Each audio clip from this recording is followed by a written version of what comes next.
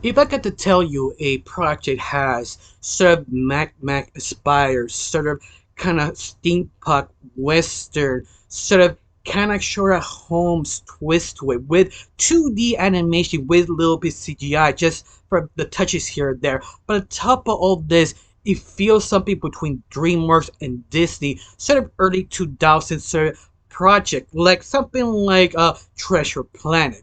That itself seems almost impossible having that sort of stature of animation. And on top of that was actually funded by Indiegogo by people who love animation, who believe that this project would be good. In fact, delivers. Tell me, is this type of project you want to see and continue? Well, there is a channel called James Lopez Animation on YouTube. Dropped the first episode called Hullabaloo. Now, before I continue, don't forget to subscribe and like if you like this sort of videos of reviews, first impressions, and theories about animation. Now, Hullabaloo by itself is a project that I think became sort of left field because nobody expected to be this good of the first episode, because the first episode was kind of shocking because it did deliver what they actually spoken of, like in the project, because they said this each episode feels like an independent film, short film, and it's sort of hard to deliver that. Even if you have experience, that can easily fall apart.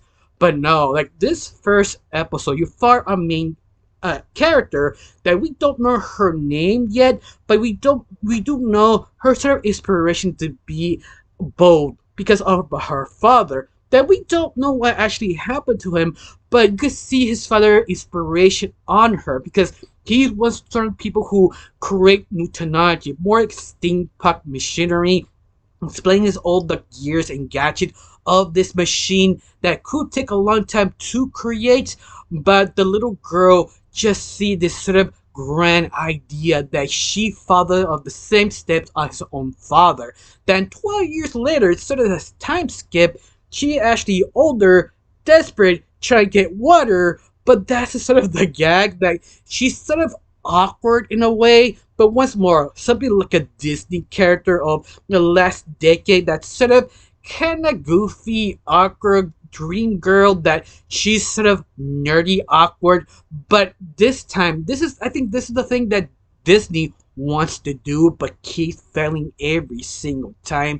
This girl is weird but funny, but at the same time accomplished. That's sort of I'm cocky because I can deliver, but she's still kind of goofy. Like it's super hard to describe you not seeing the first episode of this short or this mini film because she trying to get water, but she doesn't know how to ask it or say it the right way. She'd say it as a way like, "Oh, I need water, like water to drink," because she's middle of nowhere. She is outside in the west. No, she wants water because her vehicle is steampunk. Steampunk sort of necessity that he needs water to run, but we don't know why she wants it. But you know she is desperate to want it, and that itself is interesting because of how you introduce that type of character. That's sort of awkward, but you just want to know why she's awkward. That's sort of question because the first time she kind of goes in saloon, she coming back for more water,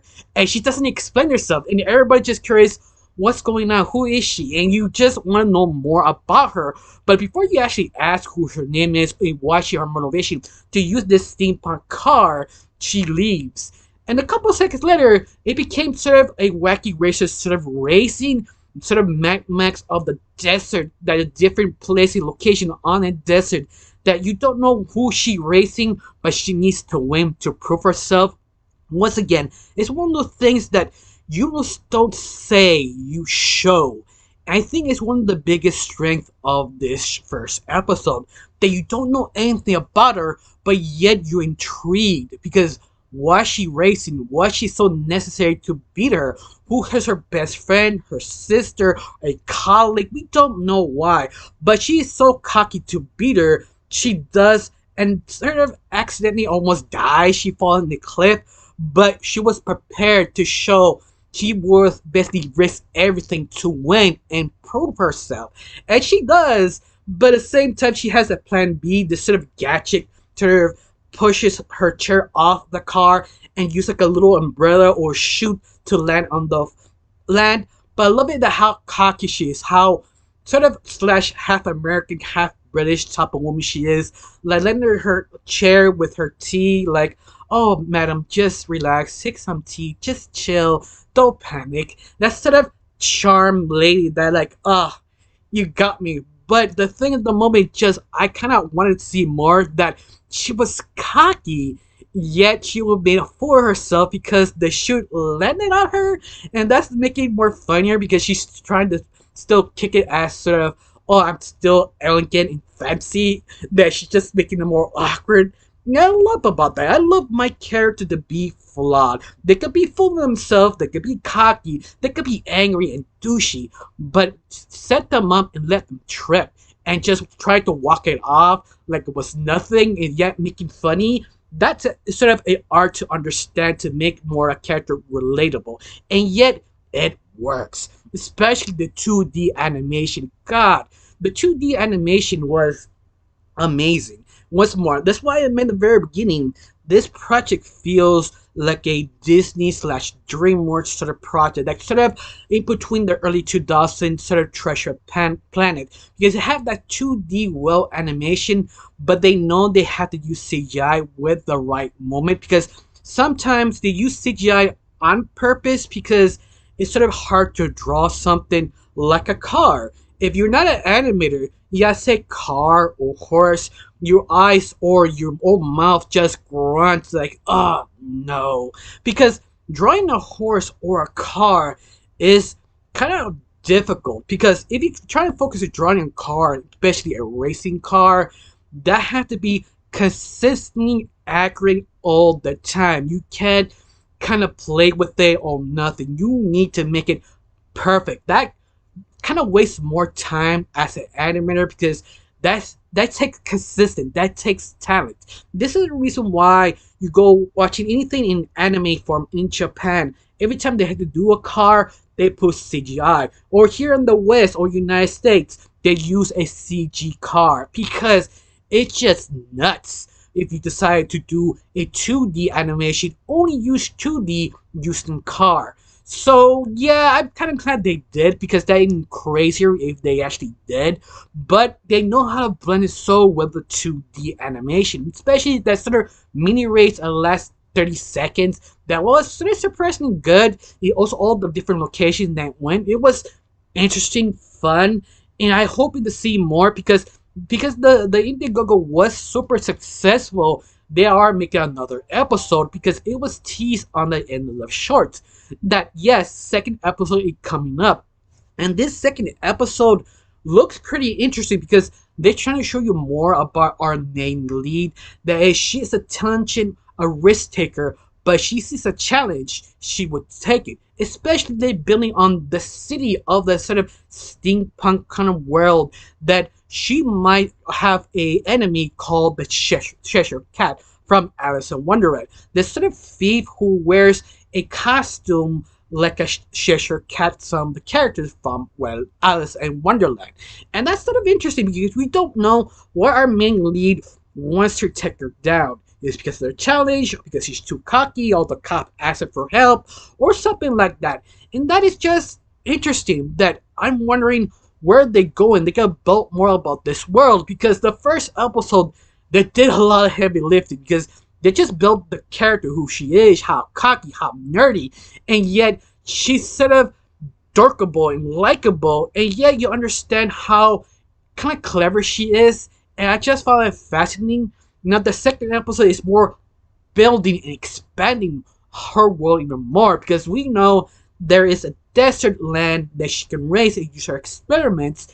Now we gotta explore the city that we don't know the name of the city. It looks interesting. I hope it'll be more great animation like the first episode. It looks like it because it just feels just so much grander now because I'm just hyped to see the second episode.